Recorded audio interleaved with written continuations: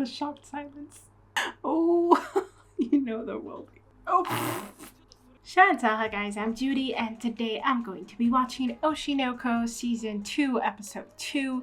In the last episode, we just got introduced to how things kind of were, like how things started with stage play and everything. We got to know a little bit of the actors and the dynamics that are going on there, and focused on akane quite a bit. And we also got to know the mangaka who created Tokyo Blade manga, and she just kind of decided that this script needs to be revised. And that's how the episode ended. Let's get into this one. Stand up for your babies and check out my Patreon to get reactions to a whole variety of shows that you might be interested in. But most importantly, I hope you enjoyed this reaction. If you do, please leave a like, comment, and subscribe to let me know. Help my channel grow. Please make sure to support the original content, and let's get into it. It's really disturbing, like the imagery of Aqua kind of being put together, like a skin kind of. It was like, I hope we see more of Ruby, a little, but I don't know. Maybe she will, like, have her time at some point. But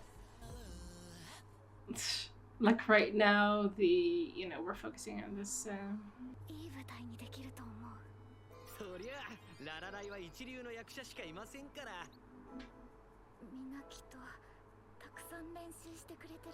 Let's have them practice all over with the new script.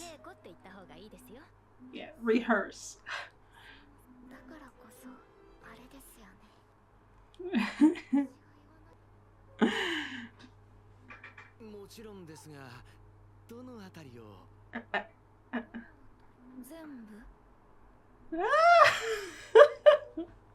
The shocked silence.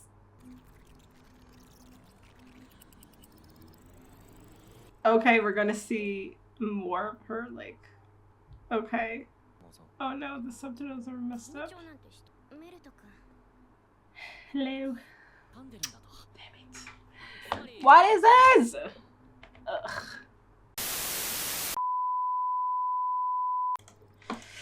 Alright.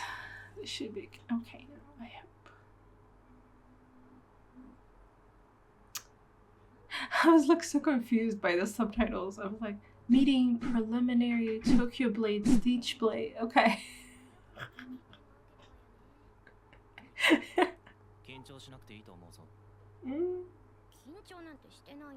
Of course not.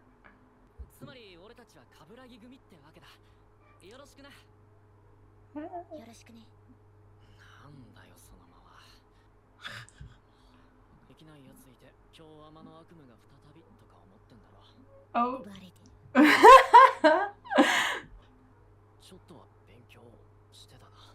Okay.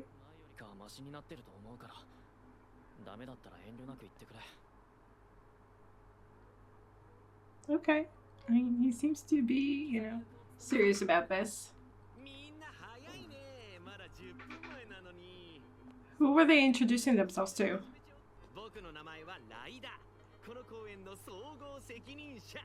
What do you mean you're in charge of the whole thing?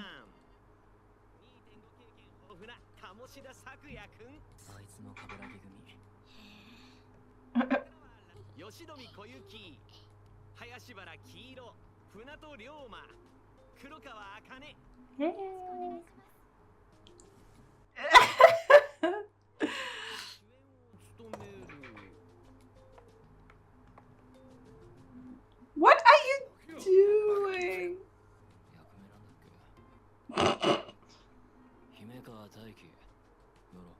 Yoro.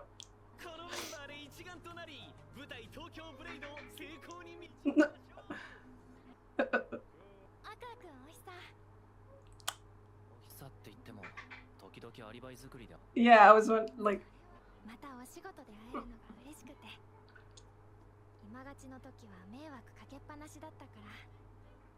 It was sad.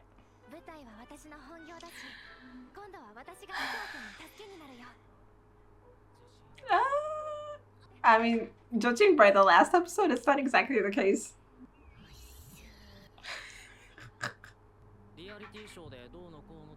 Oh, you weren't involved. Like, you didn't watch.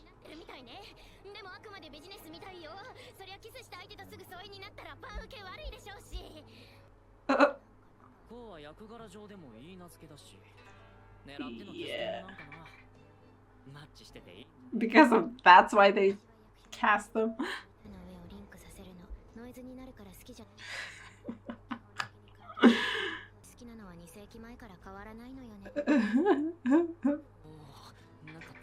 Yeah. Oh.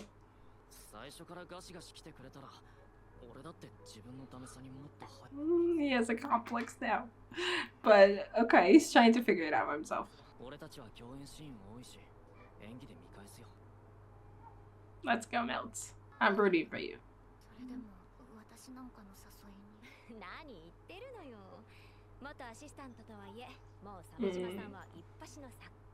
That's really cool.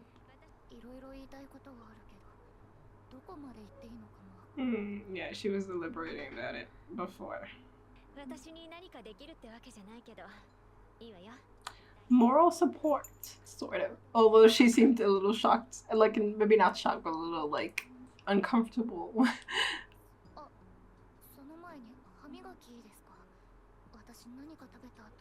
Okay.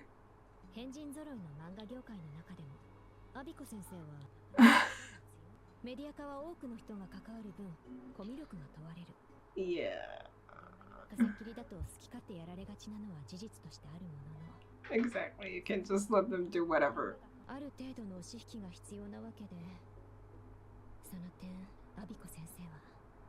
Is.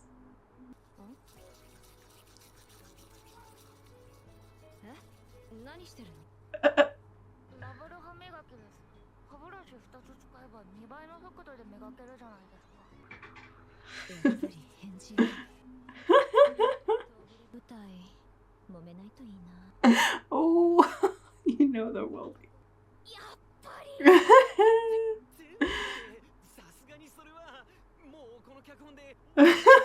The scriptwriter just lost it, lost a life. You did? And now she's seen it and she's not satisfied.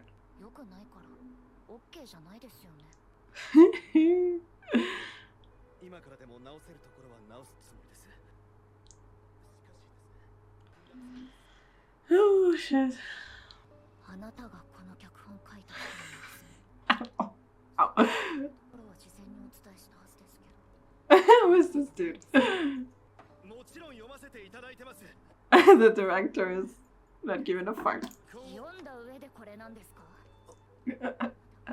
In front of everyone, though.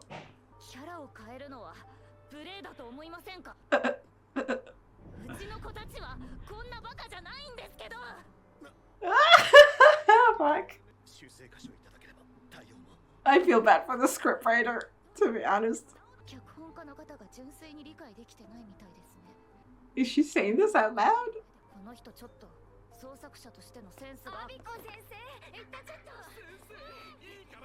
Like, the poor dude. Like, he seems to understand that. I don't know.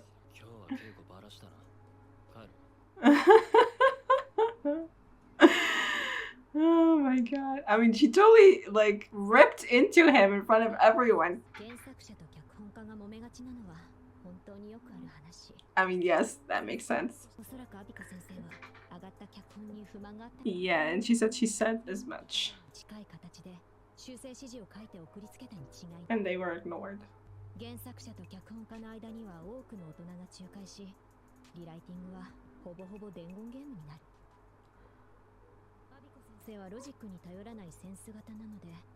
Yeah.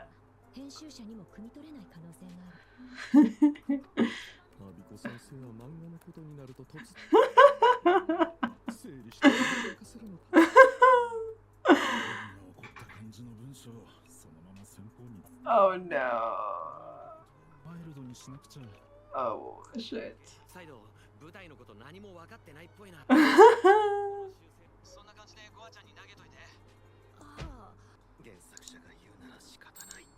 Oh no, yeah, this is.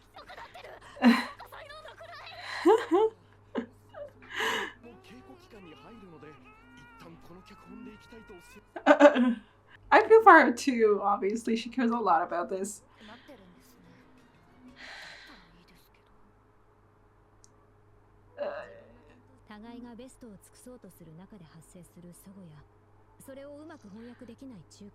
Yeah, it was like the first time that they met in person and that she could say what she actually thought. Right to his face. And it's been brewing. Yeah, exactly. It's been brewing all this time.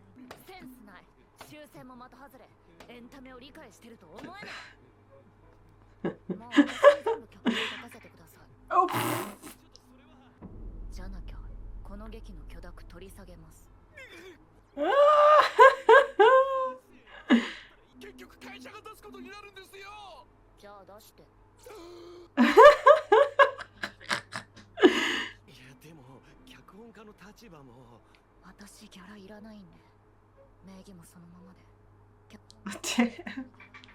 Yeah, she feels strongly about this work.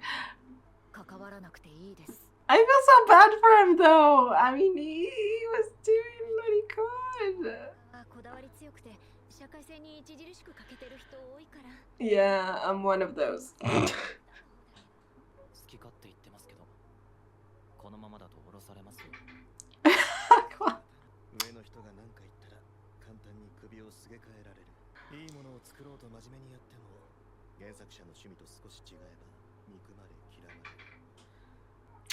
It's so sad. Yeah, I could see that.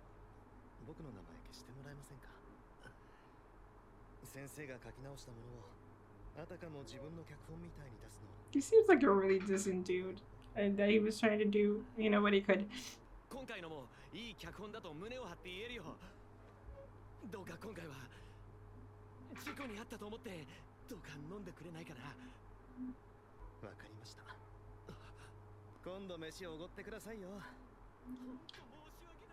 I really feel bad for him. Like, he seems like a reasonable dude, you know? Like, and I don't think, you know, the mangaka understands fully what it takes to make a stage play.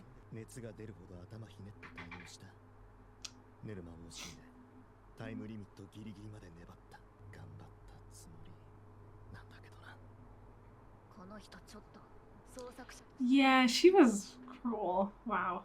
She was like, I mean, I understand that she felt, you know, like it's this entire like strain of like the fact that, you know, all the messages between them got so diluted. So she thinks he got exactly what she said and did otherwise, you know.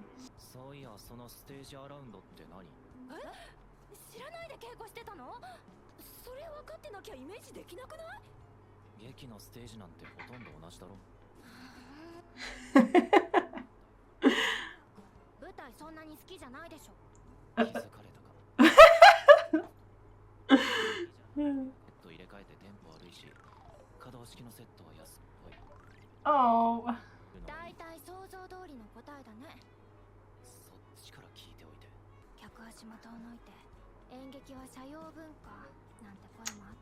Oh, but they're doing really great things with theater. Also, isn't theater considered in a way more kind of prestigious than just like film acting or whatever? Maybe I'm wrong, I don't know. Also in Japan, I don't know if that's... Oh, look at that.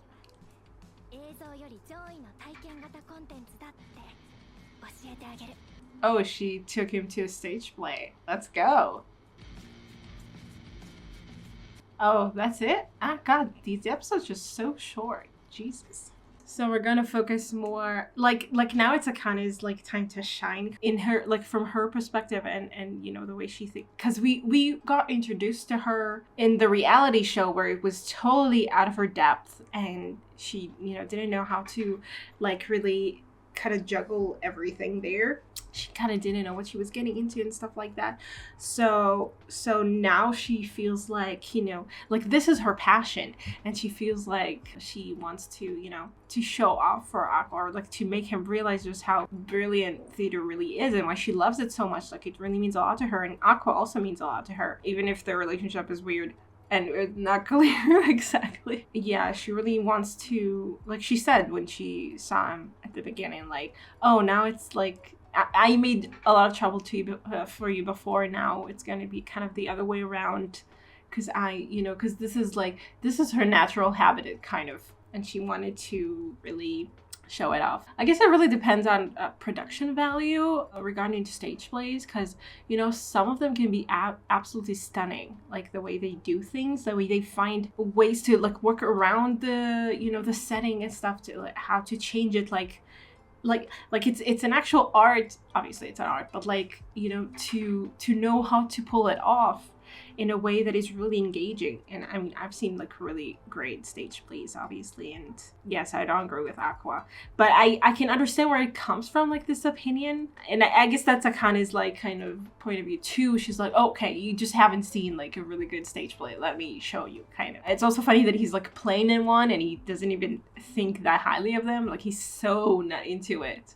Hopefully she can change his mind a little. Like I was talking about how he's like so not interested. He only joined here because he has this mission, but I do want him to, kind of be drawn in. So I think that's a good approach on Akane's part, to kind of show him, what he's gonna be part of. I mean, I think it's really like it's gonna show in some way if like Aqua is not interested in what he's doing, or he thinks so lowly of it. He's not gonna give it his all or something, so it's gonna be good for like for everyone involved, I think, if he just is made to to appreciate it a little more. So I don't know, like in my mind at least, theater is like more, I use the word prestigious, I don't know, but like it's more, it has like this, I don't know, like more to it, do you know what I mean? Like it feels to me like when you talk about Broadway actors or something like that, they have like this different kind of a vibe to that, like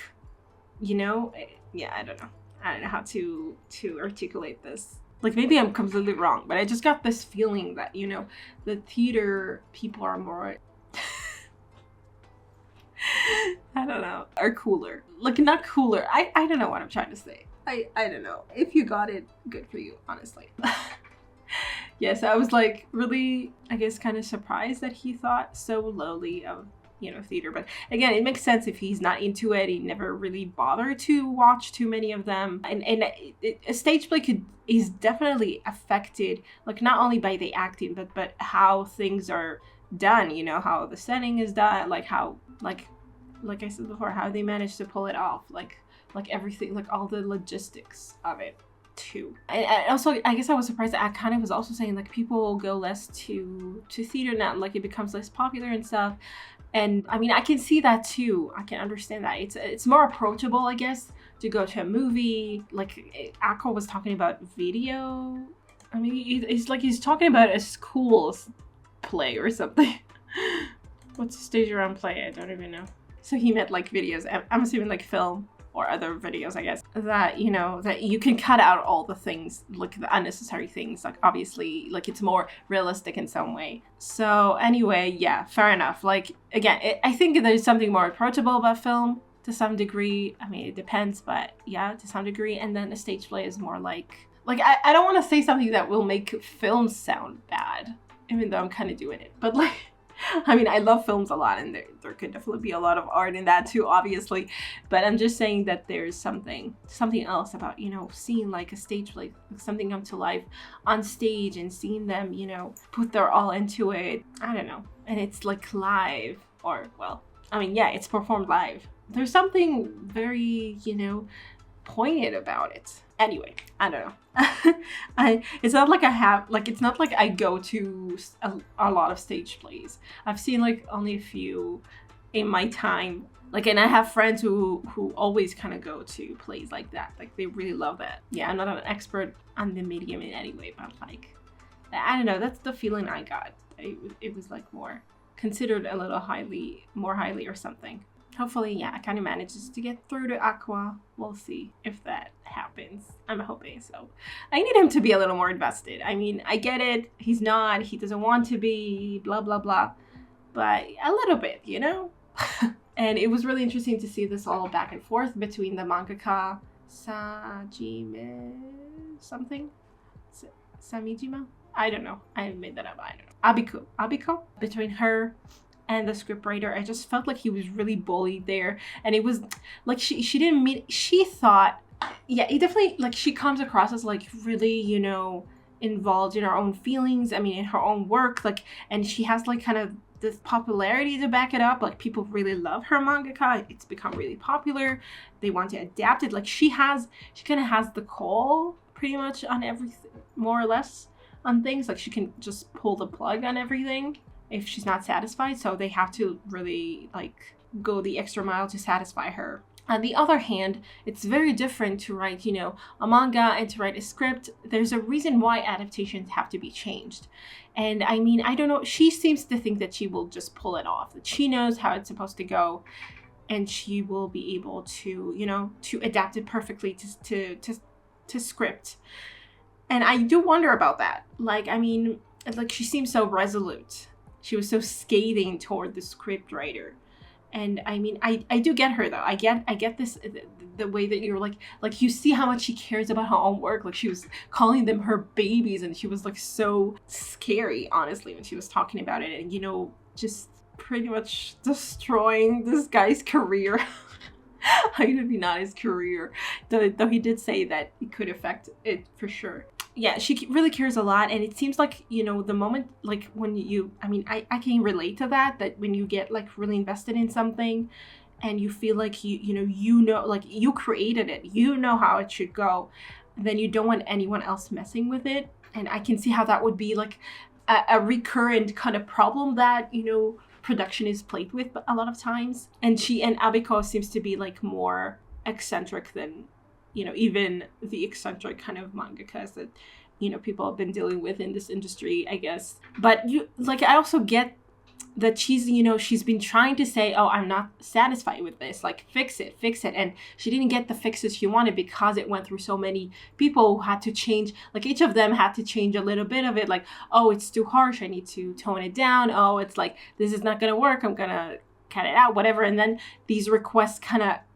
like filter through all these people, get to the other side, to like GOA, the scriptwriter, and he dismisses the gist complete, like, it was twisted already, so he there's not much he can do with it. Like, he tries his best, but the instructions are not clear. The instructions are not what her instructions were. So he works with what he has, but then she gets the script back, and it doesn't look at all like anything like any of her meaning got through. So, but she doesn't realize, like, she seems very, self-involved in the project. She doesn't realize anything else, anything outside of it. Like, she seems like she doesn't want to realize to some degree. Like, she doesn't want to think about it. She thinks she knows best when it comes to her own work. And I can appreciate that to some degree. But yes, it is problematic when you work with other people. And again, she said herself that she doesn't have experience with watching. Like, she was talking about the acting itself, like how good it was and how she would be bad at it and stuff like that. But it seems to me like she doesn't realize, all those reasonings that we heard about Akane talking about, like, that was why we had that whole thing with Akane thinking about her character and kind of lamenting, how different she is in the adaptation. And then we had, her, like, the talk with a scriptwriter who explained why he had to make those changes. And, Abiko doesn't know all those things. She doesn't realize what it takes to write a script, I think. And I hope that in the coming episodes, she will realize that it's not that simple. And then she will maybe learn to appreciate the scriptwriter's work a little more. Although, I don't know if it will go that smoothly. I mean, I'm expecting it not to go smoothly. Like, I'm hoping that GOA will come back or something. That there will be, or at least there will be some appreciation for his, for everything. Because the way he talked about it, like, it really sounded so, like, it was barely worth all the effort that he put in, because, like, he gets nothing. He barely gets any credit for it, because it's like, oh, it's like you're just adapting, what's already there, so you're not really the original creator, so whatever. And then, like, if it works well, and that's the best case scenario, kind of. And then if it goes badly, then all the fault, like, he gets all the fault. He gets saddled with all the criticism because, everybody loves the original work that means that you were the one who ruined it in the adaptation. And I mean, there is some truth to that. I do feel like when people review things, they do talk about, I mean, if like an adaptation is done well, I do think that there's some credit given to, the thing is that I don't think anyone even thinks about the scriptwriter, you know? I mean, no, that's not true. They definitely think about the writers, but like it kind of all goes together, like kind of think, oh, this adaptation sucks or something. No, there can definitely be emphasis about, oh, this writing is really bad or something like that. Like people do tend to try to kind of analyze, or like some people, maybe not everyone, but you know, people who review things, they tend to kind of analyze like the different parts of the adaptation to see why it worked or why it didn't work. And so when a writer does a good job, I think some credit is given to them, like the writer of the script, a little bit, but it's not enough credit. Like the very best that you can do is adapt something good well. Like, you know, there's the original work, and you know, the most that you can do is make it good, but like nobody's really gonna give you credit for, you know, that's the least that you're expected to do, obviously. Like it's not your original work, so nobody really, I think, thinks about how hard or how many decisions you have to make when you adapt something like that. Like we were kind of given a window to see just a little bit of the process and how complicated it is and how he has to make the hard decisions. And he talked about how, you know, this was like kind of the dirty job that he has to make, that he has to do and stuff. And it just sounded like he was also so like mature. Like, I mean, Aqua called her very childish. So there's like, obviously this kind of contrast between her almost throwing a tantrum and him being like, okay, I accept that, you know, there's nothing I can do, this job sucks, it is what it is, kind of thing, and then kind of walking away and not even wanting, you know, to take any credit for it, because I mean, it's not his work. Like he really seems to genuinely care about the work. Like we saw that there wasn't just, oh, I don't think about it at all, I don't care, I'm just gonna do whatever I want. You know, I mean, I'm sure there are cases like that where the scriptwriters just totally do whatever they want, you know, they don't pay attention to anything else and they don't care. But this is not the case here, and it's sad that, you know, Abiko wasn't allowed to see that, or didn't even give it any chance. Like he didn't even think about, maybe, you know, maybe he also was trying his best and it's not that easy, and you know, and you never talk to him face to face. How do you know that he, you know, how, like she just ripped into him, judged him completely, like based off of what she saw, which you can get, but she also like didn't even try to give him the benefit of the doubt of even a little, like to talk to him and actually like try to understand where it's coming from or something, you know, because there was never a direct communication between the two of them, like face to face, until now, when everything kind of blew out of proportions, because she was so angry at that point. Like she was so fed up with the idea that, you know, her work has been disrespected like this, and this buffoon is totally, you know, massacring everything about it, you know. Yeah, it was hard to watch. Like, again, I do feel for her, but I think I mostly feel for him in this situation. And yeah, maybe they really need, I mean, if they ever get the chance to just sit down and kind of have like this talk where both of them are ready to listen to the other person. GOA seems to be willing to do that. Like he seems to genuinely want to make a good job, you know. He seemed to really care, but Abiko was not having any of it. Like she was just not, like she definitely came across as a bully here. Like she was just like, yeah, I have all the power, kind of like it's kind of like this thing of, oh, I could either tell you not to do any of this, like I'm just going to, you know, rescind my permission, or if you're going to go through with it, you have to do what I say. Like you have to let me kind of be in control of the aspects that I know how to do. She thinks she knows. Maybe she'll pull it off, but I feel like, at least realistically, there should be some trouble with it. I hope that she gets to understand why GOA had to make the choices that he did, or how hard this is, and you know, and we'll see. It's really interesting though to watch this backstage, kind of like not backstage, like behind the scenes kind of going ons that happen in a production. I really hope we're gonna see GOA again, and that he's gonna feel a little better. Like, honestly, it just felt like so, like he was a kicked puppy or something. Like, I mean, no, he wasn't like, he was just like so calm and resigned and polite about the whole thing, you know. He was just like accepting all the shit and just being like, okay, I get it, sure. Like he didn't even put up a fight. Like he was a really kind person. I came across as such, and it was sad to see him like treated that way. Because I feel like, you know, in Japanese culture, there is something a lot about like respect to, and I mean, like I talked about how, you know, like authors, mangakas are considered, like they're called sensei. They're considered like they're very highly regarded, I think, in Japanese like culture. Like just the fact that she was, you know, like in front of everyone, she just let out like all these like insulting him so blatantly. Like it was just very, I think, very pointed, especially as everyone's there Japanese, and we could see how, you know, people interacted there. They always kind of have to like apologize or like, you know, ask things kind of nicely or whatever. And then, you know, she was just like, you know, she just didn't give a fuck. Like on one hand, I appreciate that you just like, you know, there's something very constraining about just being always polite and never speaking your mind. On the other hand, you know, there has to be some kind of balance. Like there has to be some kind of regard for other people, even if they do seem to trample all over your precious babies, you know. So anyway, it was really interesting. I love the depiction like of both like of everyone, of Abiko, like just seeing Abiko kind of operate, like how weird she is considered.